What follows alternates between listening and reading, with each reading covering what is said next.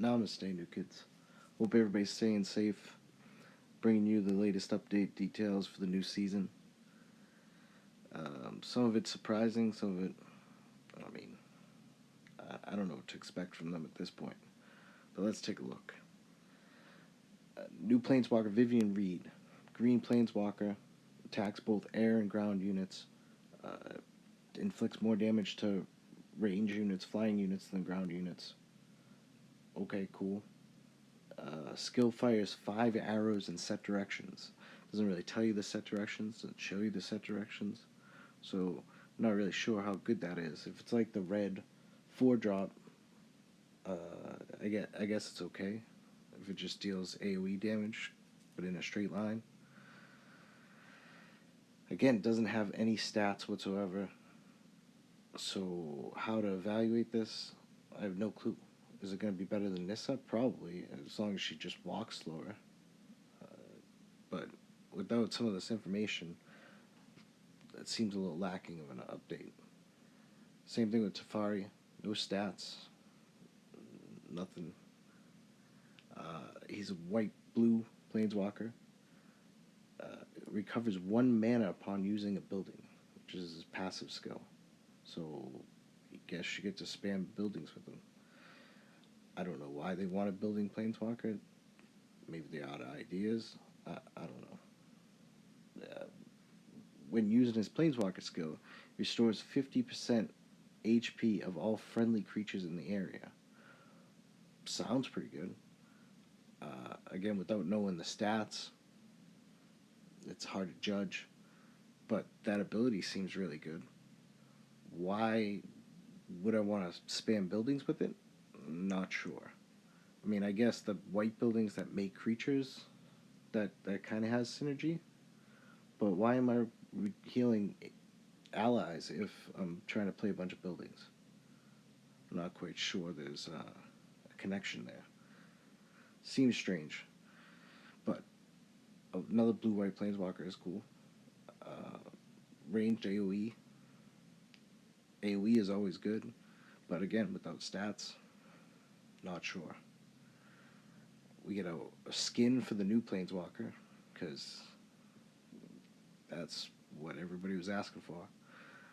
Why the skin selection tickets aren't sold somewhere, I have no clue. You figure they want to sell them, buy them with gems that make some more money. I don't know. Your guess is as good as mine.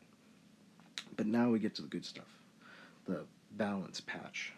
Balance in quotation marks, of course. Kiora. So Kiora doesn't move when she comes into play, right? You could completely avoid her, push the other side. So the solution is to increase all her stats when getting off the Kraken. To offset these shortcomings, we've increased her overall stats so that you can choose whether or not to jump off the Kraken. We expect this to reduce the difficulty in using Kiora and further increase the wide deck usage options. They definitely increase the attack and increase the health, but I only see one person using Kiora in the top 200. I never really liked her. Probably a lot better now in Limited, since they just bumped her health way past Garak. I don't have a lot of familiarity with Kiora, so I don't want to lie and say something inaccurate. But from my experience with her, she just hasn't been good. You can ignore her completely. Maybe she'll be good now. I have no clue. Calyx, however you pronounce it, they completely changed this guy. So instead of exiling and casting Path of Exile, essentially, when he comes into play, he now grants a shield effect to the nearest Guardian, which is a completely different ability. I agree that the Path of Exile ability didn't really make sense and wasn't really worth it, but this is a little strange. I mean, I guess it's fine if they're pushing your tower and you're trying to defend. But they buffed his attack and his HP, which is definitely going to make him playable. He already had decent attack. It bounces off of 3 different enemies, so you figure it's like 450, or was. Now it's 600 if you get all 3. I'm looking forward to seeing him. I know a few people on my team definitely are. And they definitely appreciate this buff. Angrath, the new black-red. Funny how they had to change him already, since they just released him last month. Maybe test him a little bit more? I don't know. They decreased his HP and increased his attack, which makes sense, I guess. He wasn't very good. He didn't attack very well. He didn't really defend very well. So I'm looking forward to playing him now. Maybe that'll make him a little bit better. The problem with him is that the ability only works for Mana Strike, and it's a minute out of the game. So for 2/3 of the game, it sucks. That, I think, is the biggest problem. But we'll see. Garak, everybody's favorite Planeswalker. If you played last season, you played, I don't know, Garak 100 times, 200 times at least. Their idea to fix him was to lower his health, which definitely needed a little bit less health, and then summon only 1 beast. I didn't actually think the beasts were a problem. That wasn't the issue. The issue was that Garak just never died. He tanked everything. And in Limited, I would always pick Garak. I see no reason not to. This definitely makes him a lot worse, and will make people pick Vraska a little bit more, which is what they were trying to do right here. Garak himself believes that adjustments are necessary, since when using the same decks, Garak is chosen more frequently than Vraska.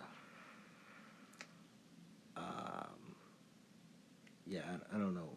However, Garak himself believes that, yeah, I don't know about talking about the Planeswalkers and like that, referring to them as actual people that are adjusting the game.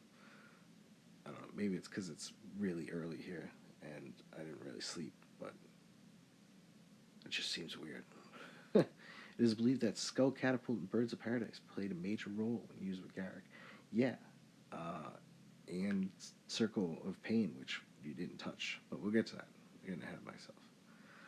So, 1 beast, less health.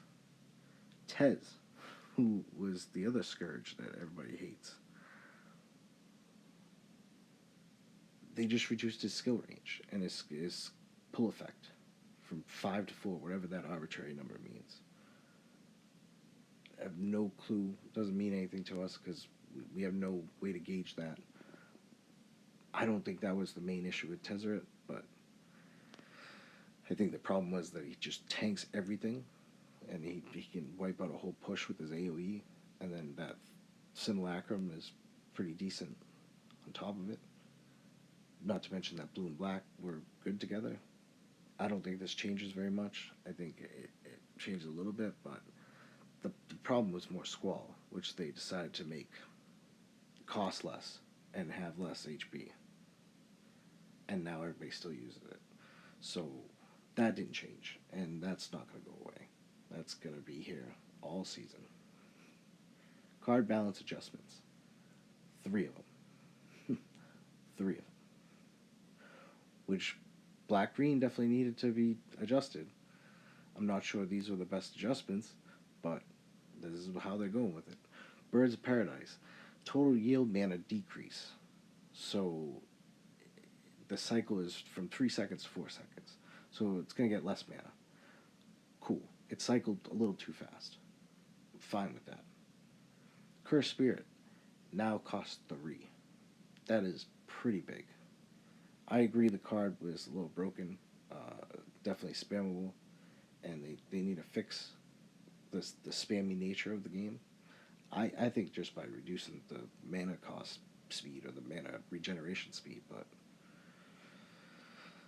you could just make everything cost more too, I guess. It seems like a lazy fix. Skull Catapult. This is the card that really needed to be adjusted, along with Circle of Pain, which they didn't touch. No Circle of Pain adjustment. So Circle of Pain will still deal 8 seconds of slow and still ruin every push you ever had.